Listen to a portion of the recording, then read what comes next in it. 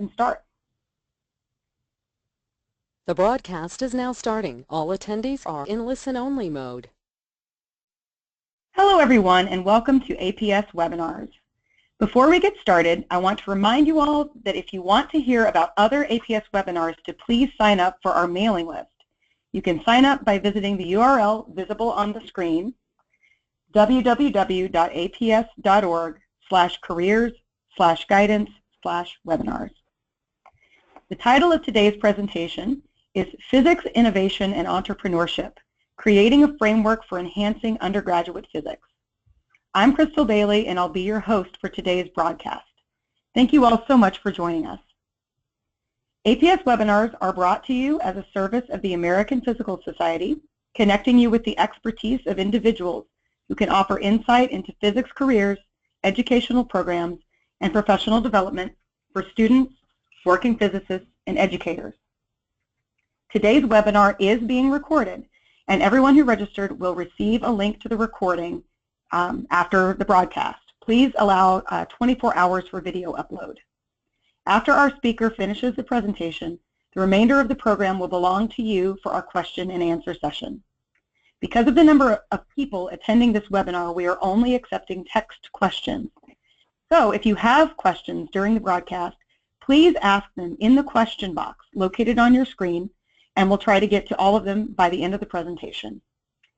Lastly, we encourage you to complete the survey upon exiting so that APS webinars can improve its ability to provide you with these valuable services. And with that, let's get started. Bahram Roughani is Professor of Physics and Associate Dean for the Natural and Applied Sciences at Loyola University Maryland, involving mathematics, sciences, and engineering programs. With the goal of building infrastructure for nurturing innovative and entrepreneurial mindsets for Loyola students, Dr. Roughani worked to make Loyola University Maryland a 2015 participant in the Pathways to Innovation program, a national program supported by NSF that is coordinated through Epicenter at Stanford University in collaboration with VentureWell. Dr. Roughani's work on physics innovation and entrepreneurship includes co-organizing the very first national workshop on PI, that's Physics Innovation and Entrepreneurship, PI, in 2013, and serving as the chair of the very first PI session during the March meeting of the American Physical Society in 2015. He is currently serving as the Loyola University PI on the collaborative NSF grant, the Pipeline Network, a concerted national PI effort involving APS and several other universities. He received the APS Award for improving undergraduate physics education in 2013 while serving as department head of a thriving co-op-based physics program at Kettering University, where he initiated his involvement in physics, innovation, and entrepreneurship. So with that, Bahram, take it away. Thank you very much, Crystal. I appreciate that, and welcome everyone to this webinar. I'm delighted to share some of my work experience in physics, innovation, and entrepreneurship in this webinar with a specific emphasis on the need for change in physics and the need for having a framework for managing change.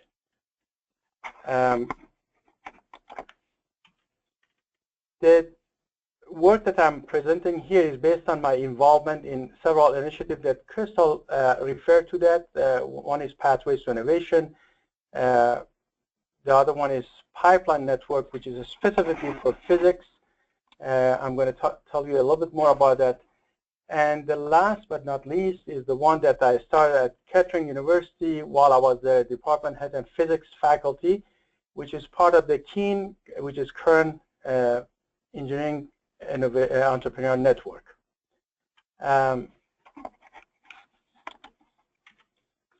There's a website that's already created for Pipeline for those of you who are interested to follow the work done through the Pipeline and network.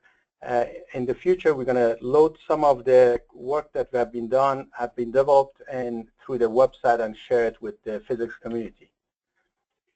The webinar overview consists of, I'm going to talk about the need for having a framework. I'm going to refer to some of the data and statistics about undergraduate physics.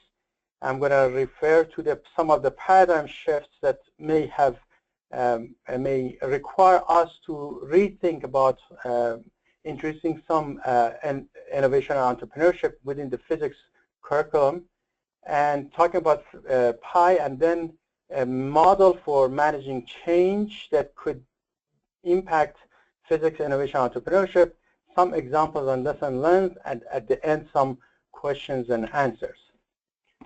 Basically, if you look at the description of the changes that have happened in physics, basically, and in STEM in general, most of those changes are happening at the course level or faculty level.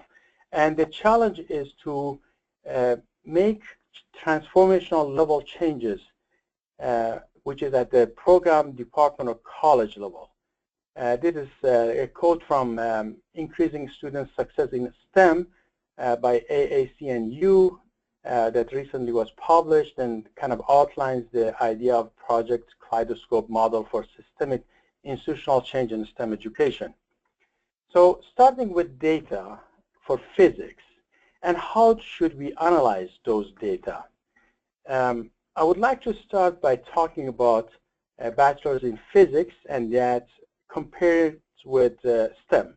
These are the data which are readily available, and it looks like in the first, if you look at that one, it looks like there has been some increase in number of physics bachelors, and it looks like to be a positive trend. But we have to put these numbers in context. So I would like to create a context for these numbers by comparing that to overall the number of students who go to college over the same period of time, the changes in those areas. And if you look at those data, you will see that while the number of physics bachelors have increased over the last half century, have increased from, let's say, a little bit over 4,000 to something over 7,000. At the same time, the number of students who pursue a college degree has increased by a factor of 10 at least. One may say, well, this is not a fair comparison because we have to compare, there are many new degree programs, so we have to compare that with basically within the STEM. And if I take this data that we have, and if I plot this one, you will get something that shows that number of physics graduates, bachelors, about half a century ago was about 4.7% of the total STEM graduates, and for the last 30 or 40 years, it has bounced somewhere between 2 and 2.5%. So really, the question is, have we gained anything here, or is it something that physics community needs to ask a question and say why these numbers are at this level and why we have lost some ground here, significant grounds here. So, as Charles Kettling said, a problem well stated is a problem half solved. So I would like to frame the problem by using data to answer what to change, how to change, and why to change. If you look at the number of employment, initial employment sectors of physics bachelors, about half of the students after they get their bachelor, they directly go to work. And we see a distribution that shows about 8% of those students, they end up working in high school, perhaps as a teacher, science or physics teacher. And the other important factor here is that about 61% of them, they end up in private sector, and not including the government labs and so on and so forth. So this is a significant number of students who we should be questioning how are we preparing them for these private sectors. And there was an initiative of doubling initiative that put a focus on the 8% that we send to high schools to become teacher.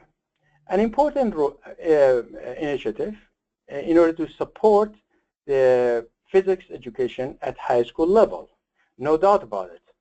But The question is, what have been done for the other 61%?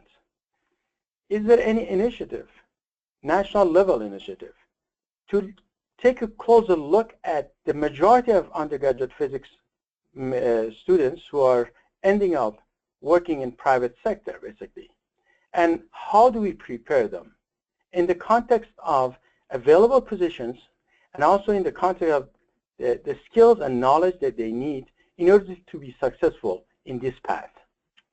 So with that in mind, obviously that's the question we are asking. We have to look at that one. Are we pushing the graduation in a certain direction or focus in a certain area, or are we ignoring opportunities?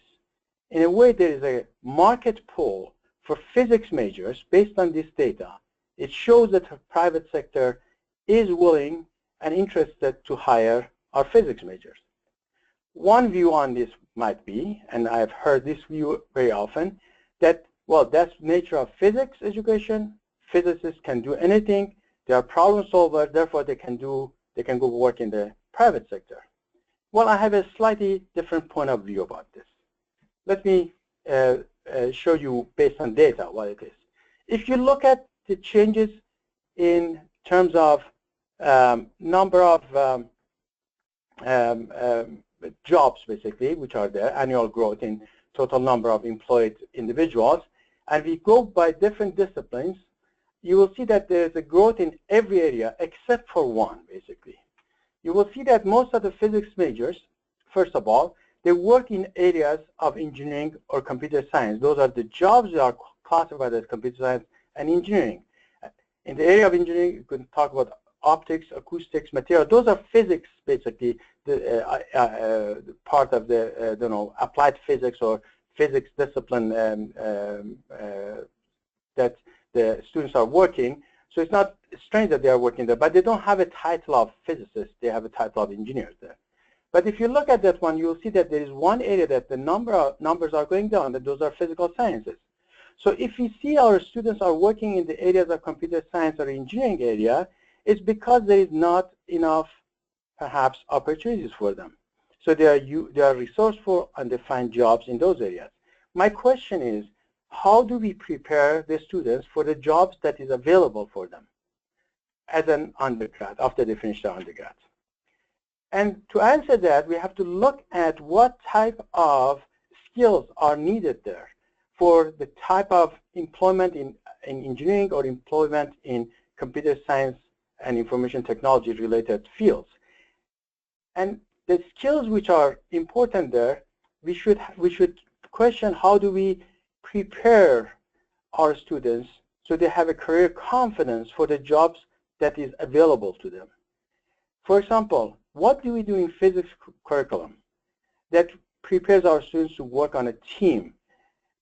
By that, for example, if you compare that with engineering or computer science, they have capstone design project, which is teamwork, and so on and so forth. What do we do in terms of technical writing? What do we do in terms of design and development? What do we do in terms of performing quality control or managing projects or managing people or other skills that are needed? So the physics innovation and entrepreneurship, in the context of the available opportunities for physics majors, requires that we rethink about what are we missing within the physics education. With that, I would like to look at the paradigm shifts also, which is around us, which impacts the job market, which should impact what we teach and how we teach physics. For example, let's look at the paradigm shift in terms of innovation ecosystem. We used to have industrial innovation, R&D lab-based creation, mainly staffed by PhDs, physics PhDs, science and engineering PhDs, basically. And now what do we have? We have open innovation, collaborative creation that is not required to have a PhD to be part of that. Different people with different abilities could be part of this. We can look at the paradigm shift in funding sources. We used to have the only sources of funding was for those who had PhD. through federal government projects. And now we have crowd-funded innovation that one could go and secure funding for projects if they are innovative and entrepreneurial, which does not go to the federal government and does not require a PhD. If you look at the paradigm shift in auto industry, the big players were the big three basically. And what do we have now? What's the paradigm shift? We have things like Tesla that is totally different approach to automotive. And then, by the way, you may notice there is an undergrad physics at work there by the name of Elon Musk. If you look at space industry, the only game in town was NASA. But what do we have now? We have SpaceX. So that federal-based, grant-based, PhD-based innovation has shifted. The energy industry, if you look at that one, the fossil fuel, now we have a shift to renewable energy. So if you have all these changes, and we can go on to look at other examples, if you look at this paradigm shift, we have to question this one. What is a paradigm shift for physics, and how does it look like if there is a paradigm shift? So I would like to propose this one, that the undergraduate physics used to be supported by two pillars. One was to prepare undergraduate physics majors for graduate school. The second was to prepare undergraduate physics students to become high school teacher as a science or physics teacher. However, I think with the new openings in terms of opportunities for physics, undergrad physics, I would say that we really can still continue the good work of physics for preparing students for graduate school. That's much needed. The good work of physics for preparing students, undergraduate physics students, to become high school teachers, physics or science teachers. But we also need to have a focus on preparing students for technical jobs, tech ventures, innovation and entrepreneurship, and emerging opportunities. So data suggests that the need to re-examine how to prepare undergraduate physics majors for careers does exist. So I would say if we want something we have never had, then we have got to do something we have never done. It means we have to really re-examine what we have done and keep the positive and the strong part of physics, but also enhance it by adding to it the other dimensions that is aligns with physics education and aligns with how physics students are attracted to physics as a problem solver, as a critical thinker, as someone who's interested to create something new. So with that, if we are serious about making a change, then having a framework for change helps avoiding all those elements that are usually the elements that derails any new initiatives. So what are they? There are frustrations, there are confusion, there are resistance, anxiety, false starts, and so on and so forth. Let me show you how each of those will enter into the equation when we are trying to manage change. So if you look at this diagram here, we'll see that if you have everything but action plan, then we're going to have a false start. If you have everything in place but resources, we're going to have frustration. If you have everything in place but incentives, we're going to have resistance. If you have everything but skills, we're going to have anxiety. If you have everything but vision, we're going to have confusion. But if you have everything, all 5 elements there, then we are prepared to change. Then we have a chance to succeed in managing that change. So with that in mind, at Loyola University Maryland, we joined Pathways to Innovation as an approach to empower entrepreneurial learning and entrepreneurial mindset. in 2015, we joined as a second cohort of this program, which involves Venture World, Epicenter at Stanford, and National Science Foundation. This was a collaboration between physics, engineering, and computer science. We started this one in 2015, and I'm delighted to say that while this was started as a project that involved physics, engineering, and computer science in our campus, right now this is a project that has achieved recognition and support across all every part of the university. So what is the first step in terms of pathways approach is really to set up a baseline for measuring progress and conduct basically landscape analysis. For that, we started by setting up vision and goals, having some definition and dashboard for that, creating a course inventory to see what do we have not only among physics or engineering and computer science, what courses do we have in our campus that could empower building an entrepreneurial mindset for our students. What are the programs like minors, so on and so forth? What are the extracurricular inventory activities in our campus that we could tap into? What are the spaces that could enhance innovation and entrepreneurship? And what are the catalysts for this change in terms of leadership and governance of the institution, in terms of academic culture and careers, in terms of student-led and also grassroots innovation and entrepreneurship activities, in terms of connection with the regional activities, other universities in our region related to innovation and entrepreneurship. Last but not least, we looked at whether we have champions for anything that we want to do. As Curtis Carlson, the former president and CEO of SRI International, said, no champion, no projects, no exception. And I strongly believe that's really an important factor in succeeding and making a change is that to have champion for that. So we collected the landscape data using a spreadsheet, basically. I'll just show you a screenshot of one of the pages.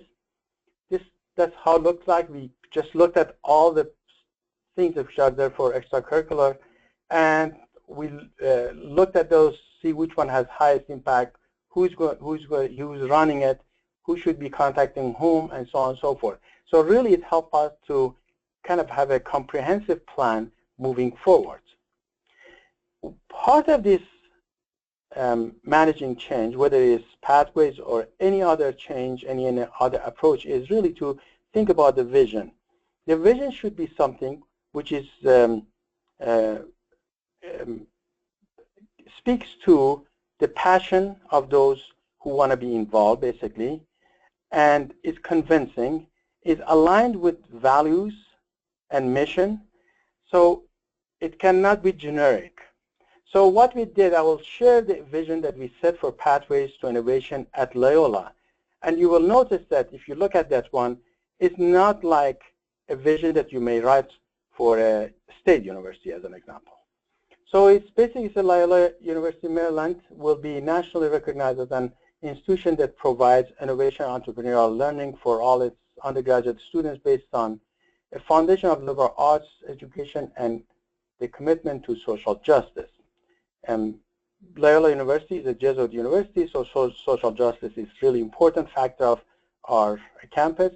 Liberal arts is the main fabric of the university. So what we are doing, we are leveraging what is already there in our campus, and then we add on top of that, we add innovation and entrepreneurial learning with the goal that we transform the experience of all of our students through curricular, co-curricular, and extracurricular learning opportunities that cultivate an innovative and an entrepreneurial mindset.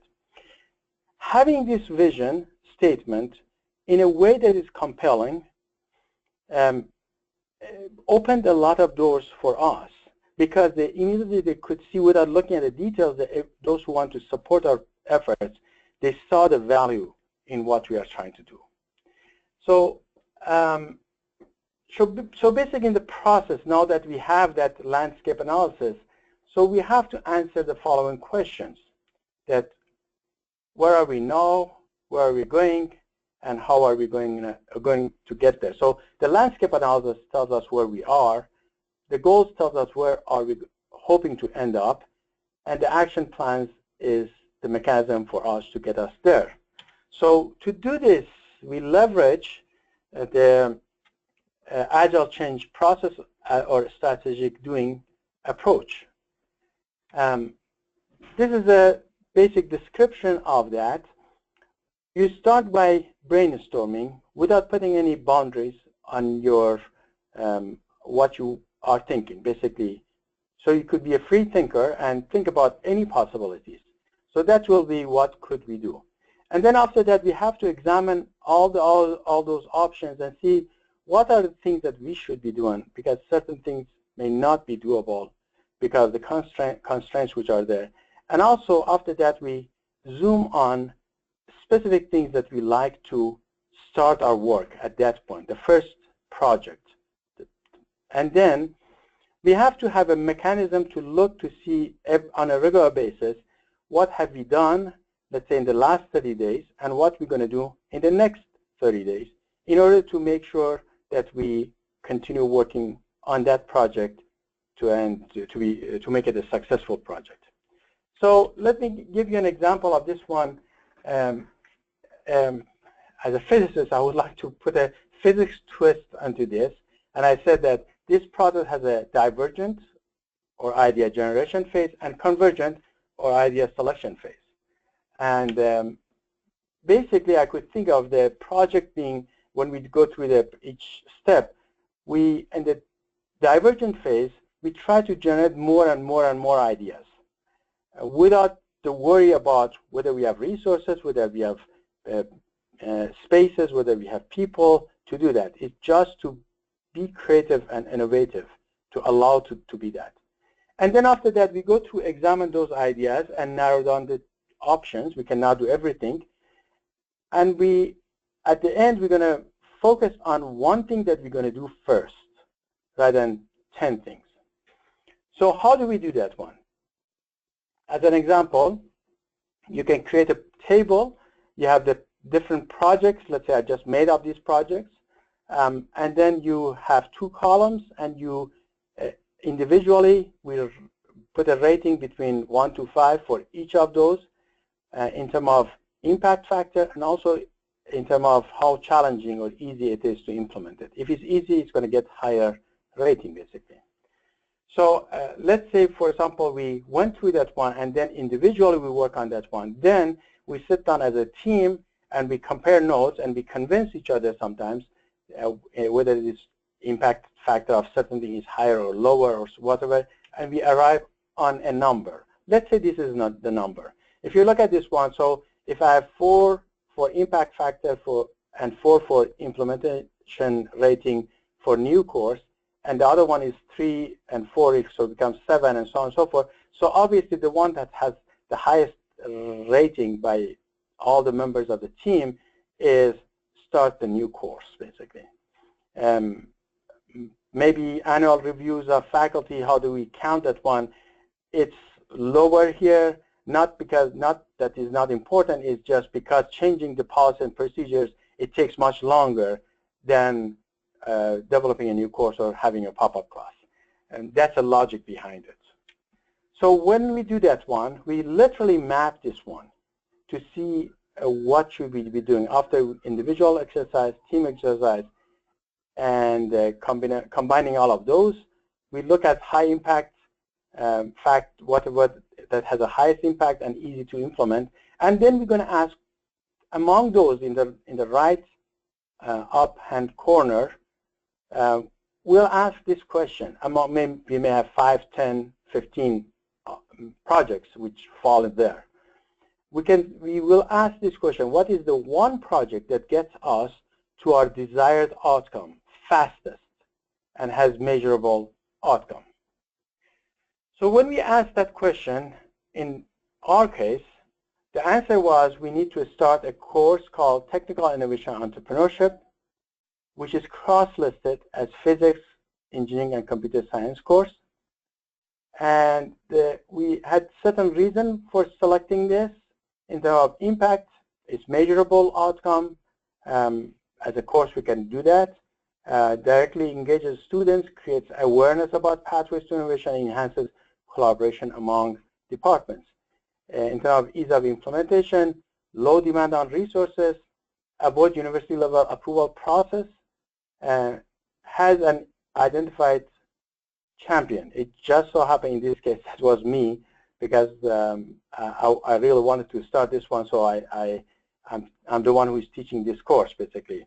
And actually this is one thing I want to mention, that because of my role as associate dean, I had a little bit more freedom to teach this course, and it would have been much more challenging if I would have asked a physics or computer science or engineering faculty to teach, considering this is a cross-listed course. So all those issues that one needs to deal with this to make it easier, so we have the first project done successfully.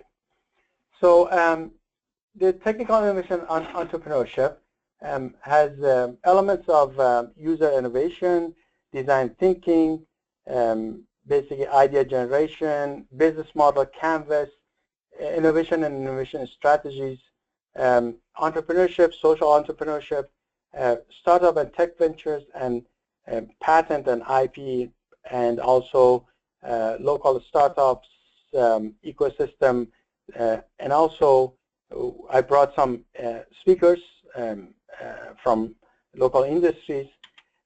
One I added, a big part of the course is the course which has a team project, which is with a team report and presentation that they have to actually make something, build something. It could be software, it could be a product, it could be something. They have to create something by the end of the course. And at the end, we're going to have Shark Tank kind of thing that they have to defend it. The other thing which is I can say about this course is that I started with user innovation. It's quite different approach to some of the other courses I've seen, because I believe physicists have passion for being a user innovator. Physicists have always been user innovators. They have created all those scientific tools and spectrometers and this and that. So it speaks to the physicist's passion. So that's why I start with that basically. Now this course, a version of this course will be developed and will be available for any other faculty who might be interested to teach a course like this through the Pipeline website. Now, I would like to explain why this approach is a good approach. If you look at the students, if you look at the book by What the Best College Teachers Do by Ken Bain, he talks about the learners to be surface learners, procedural learners, and deep learners. I believe physics, innovation, and entrepreneurship has the power, has the potential to be a tool for enhancing deep learning and adaptive learning for our students by introducing authentic learning based on real-world cases and case studies.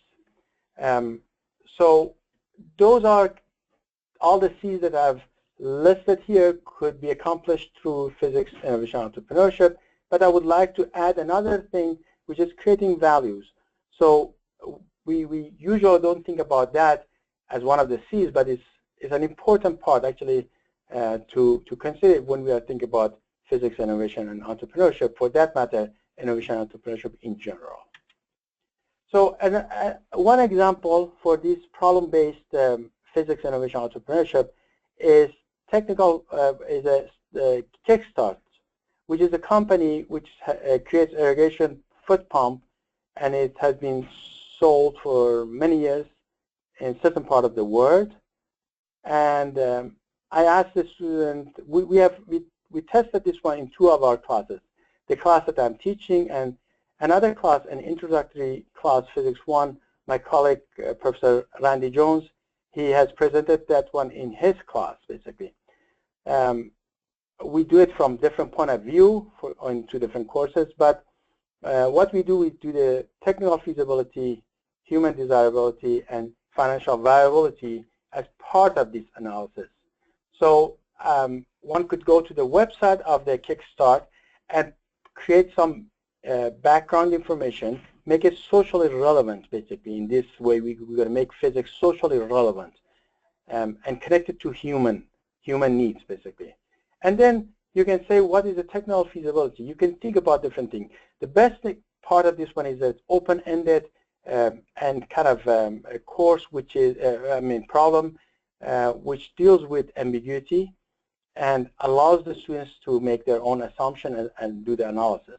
For example, they have to figure out if there's an irrigation foot pump, what's the size of the farm, what are they growing, how much water do they need, what translates into volume of the water, and then apply work energy calculation to see whether it's feasible, decide whether it's feasible to use that foot pump as an irrigation mechanism at particular size farms, basically.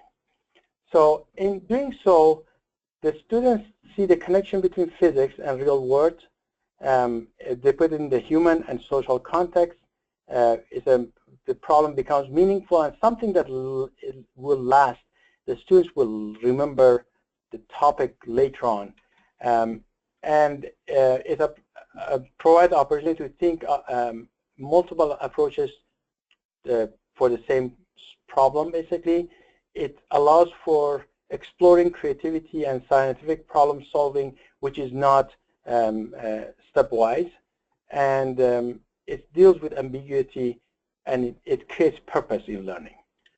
So basically, with that in mind, you can think about what we do in most of the physics classes. We do the feasibility without connecting with human desirability and business viability. In this case, we will develop an example for the one that I told you, and we will make it available through Pipeline. And I hope that other colleagues will add to this type of work that we could use.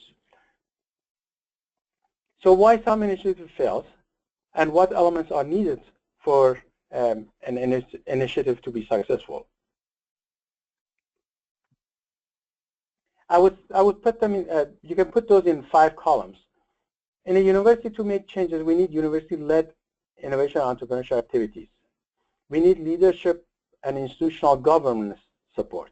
We need academic culture to support this one. We need student-led and grassroots innovation and entrepreneurship activities to support this. And we need to connect with regional and national innovation and entrepreneurship activities. Example of that one is listed here, but those are really the 5 elements. If one of them is missing, it creates confusion in the process. It makes it very hard to make a meaningful, long-lasting, and sustainable change. So in summary, I would like to say that in order to implement change for physical innovation and entrepreneurship, we may require to think about developing a vision, start with landscape analysis, conduct strategic doing or agile change management, build a team by having a core team which will be the champions, add collaborators, and go cross-disciplinary and expand that circle.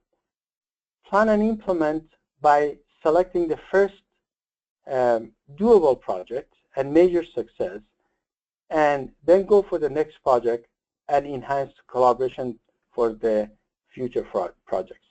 Developing curriculum, it could include a course, a module, an activity in a certain course, and build minor focus, concentration, create digital badges, engage in a community of practice, which is really important. I think we could learn from each other and help each other to grow. Support co-curricular activities, bring in students and clubs and engage students leaders. University Innovation Fellows, for example, we are about to start that one in our campus. And leverage things like pop-up courses, maker spaces, student competitions, so on and so forth. So this is what I just mentioned, University Innovation Fellows. We are in the process of sending 4 of our students there, and I can't wait to see them come back and change the world, at least change our campus, basically. With that, I would like to thank you for your attention, and I'll be happy to answer any questions you might have. Okay, great. Thank you so much, Bahram, for that great presentation. Yeah, so I want to remind everybody, if you have questions to start, you can put them in the questions box on your screen, and we will get to those.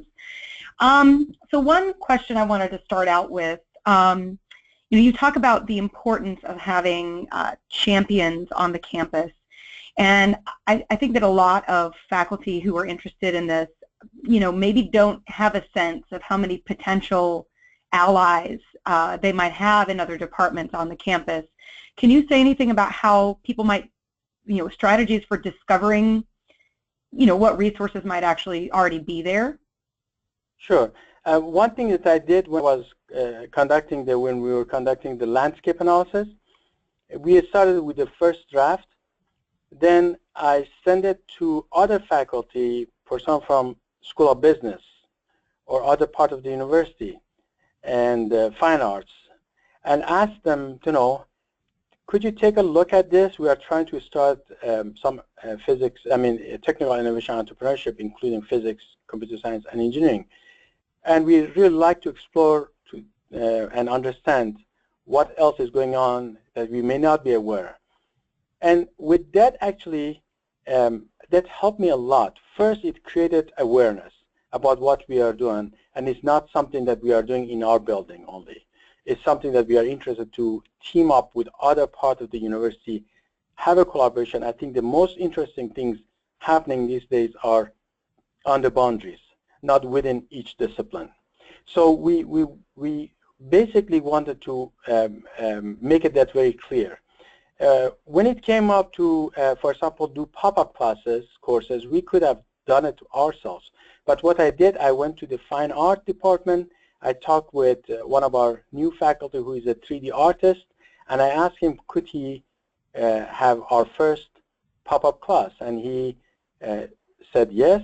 So what we did, we went, library was interested to have more students there, because these students these days, they use their computer as the library, so they don't go to the library. So I talked with library, and what we had the fine art faculty bringing some clays. People made things with their hand, and then we did digital scanning, created a file that could be used to create 3D printing of what they created by their hand. And that now they are asking me, actually fine art is asking me, when is the next one? When could we get to do that one?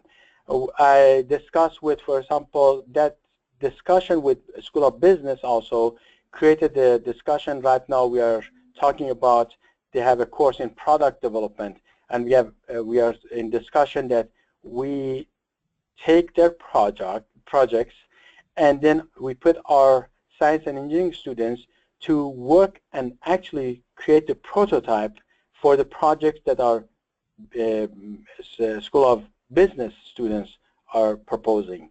So there are many ways to do that, and I think that the main key is to be willing to think outside our discipline and go and talk to people in other disciplines and other schools, and create that collaboration. Yeah, that's a good answer. Can you just really quickly, just in case people don't know what a pop-up class is, can you describe that? Sure. Pop-up class is basically is a quick, 2 hours. We kind of create something, actually on a specific topic, a topic that usually may not fit within a syllabus of a course, but is cool, is kind of interesting. People are interested. They want to learn, and they want to learn about it. So basically what we do, we just make an arrangement, find a space, figure out what do we need. We find some faculty who is willing to teach the course. We say, okay, Tuesday 6 to 8, if you're interested, register for this one. You're gonna learn about something. Let's say Arduino. You're gonna learn about like steampunk. You're gonna make things, or you're gonna learn about. Right now, I have a faculty in computer science who wants to connect with music and write some software that you could use the existing music and create new music. So you could be really creative, artistic. You could combine science with other fields. But it's anything that you really want to do.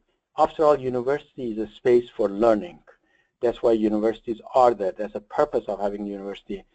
And so it's really creating learning opportunities through extracurricular and co-curricular activities in one form or another. And this pop-up is an extracurricular that one could do. Okay, very good. So we have a question that, if it's okay, I'm going to chime in a little bit on too.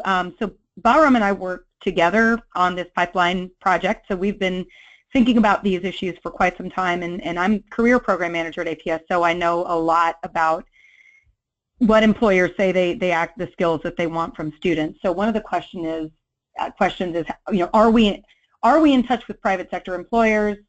And do we have a sense of what skills they most want to see in undergraduate physics majors? So first of all, I'm going to hand it over to Bahram in a minute, but I want to say a couple things. We do. The AIP Statistical Research Center has done a lot of work with private sector, with physicists who are working in the private sector and who hire physicists. There was a report done, at the PhD level about what the private sector is really looking for, but we've also gotten feedback from employers who hire undergraduate physicists, for example, through the Kettering ABET survey, and they're remarkably consistent in the kinds of things that they say they want from physics graduates. Obviously, and I think this is a good point, because one question we hear a lot is, well, unemployment is really low for physics bachelors. Already a bunch of them are going into the private sector, so what are we really missing here? And I think that's a valid question. What they already have are some clear technical skills. Obviously they know, and broadly transferable technical skills. They can solder, they can program, they can use an oscilloscope. They're very comfortable building things. But there are a few areas that are very clearly, there's a gap. One of them is actually industrial design. It's not an area that is highly encouraged in the standard, quote-unquote, standard physics curriculum the way it's taught now. Yes, you can build something that works, but does it fit within this space, and does it operate within these constraints? That's not something that we teach, which might be okay. Maybe that's, why physics bachelors and engineering bachelor degree recipients work on the same team. But physics graduates lack communication skills, and that doesn't just mean the ability to use complete sentences and properly sort of convey a thought. It's the whole concept of shaping the way that you communicate so that it is impactful to different audiences. Leadership skills is another area where we're lacking. Physics graduates are lacking in kind of an appreciation that there's different kinds of intelligence that can be brought to bear on a problem. So they don't, in other words, don't really play that well with others, kind of have this attitude that, the kinds of expertise that other people would bring to the table isn't quite as worthwhile. And that's a problem, considering that most employers put physics bachelors on teams, interdisciplinary teams with other STEM graduates. Bahram, do you want to add anything? Sure. I think you mentioned about Kettering. I work at Kettering University for 19 years, and for those who are not familiar, that's a school that has 3 months of co-op and 3 months of school work, and that means I was, and my colleagues there, were in constant contact with industry, and we understood the needs. As a matter of fact, the students were writing theses that they're writing for industry. So they have client that they are writing, working on a project for a client. It has a deadline. They have to meet the deadline. They have to work in a team, and so on and so forth. So those are basically most of the physics, the traditional physics track is that you work in a research with a faculty individually. Is a autonomous type of work. And even when you get a PhD, you gain that recognition based on autonomy and personal achievements. That approach is not an approach that will make someone successful in a job, in a team. When the problem is complex and requires different expertise to be around the table and work together and solve a problem in a systemic approach. So those are, still we need the physicists who become PhDs, who are going to solve the dark matter and dark energy problems and pure and physics problems. That is an inherent part of physics that should continue. But because not every physics major, after they get their bachelor's degree, they pursue that track and they do not get a PhD, and not everyone becomes a faculty. As a matter of fact, less than 5% of them end up. So the other 95%, they require skills and knowledge that will make them an effective part of a team that could solve real-world problems. That, for example, one of the issues that is there for physicists and many technical people in technical field, that we fall in love with our approach and we have a solution, and we forget about the need. Basically, one aspect of physical innovation entrepreneurship and design thinking, when I talk about it, we can start with empathy. It starts with understanding the needs of those that we are trying to solve the problem for. So those are aspects that which are kind of soft skills in a way, but we need to incorporate that into our physics curriculum. The capstone design, for example, to some extent in engineering education, in computer science education, in some of those fields, they kind of introduce their students into to the knowledge, that understanding that how do you work in a team basically, and what do you need, and understanding the needs before coming up with your approach. And I think the problem in physics that we are focused on the problem, and the problem, as long as we solve the problem, we are happy. Whether this addresses a need or not, it's something we cannot even articulate. What need are we addressing? So, right. So that is really what I want to say that physical innovation entrepreneurship should focus on. Absolutely. I think that's a great point. In academia, the whole concept of just learning it because it's interesting is fine. In the private sector, it's not. It's not the figure of merit.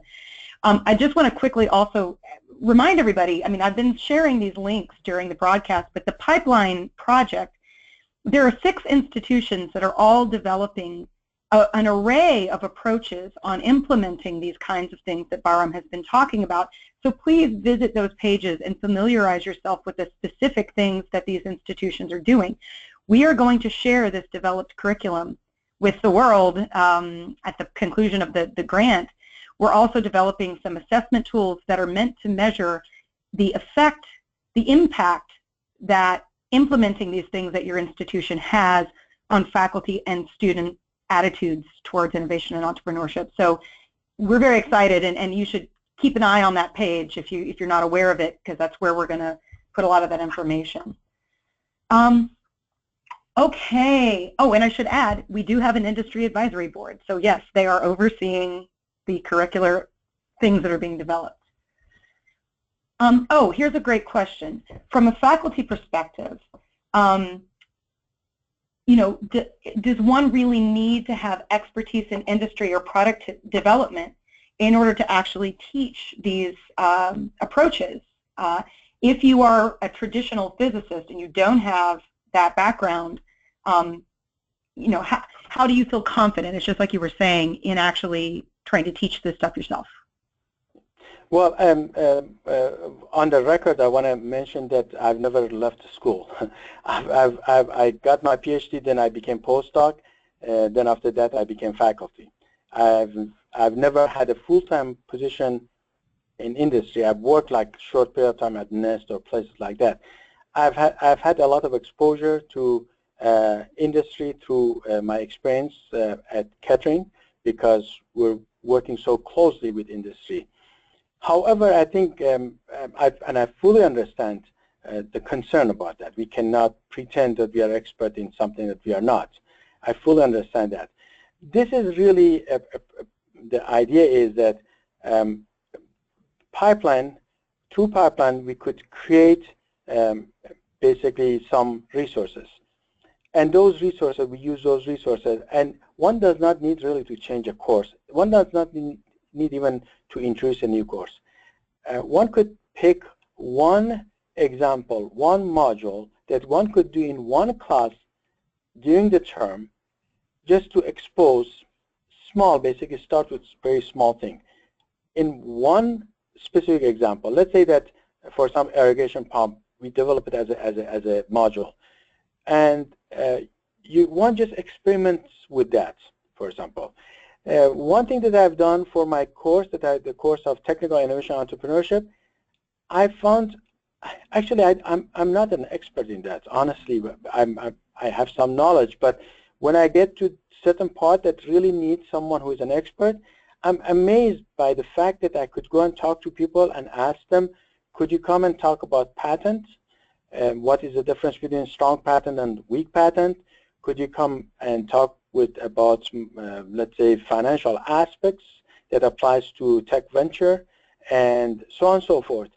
And people from industry, it's amazing how willing they are to come to talk to students.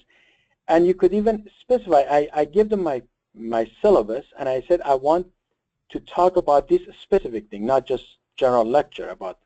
And people actually developed the ideas, the thing that they could talk to my students about that.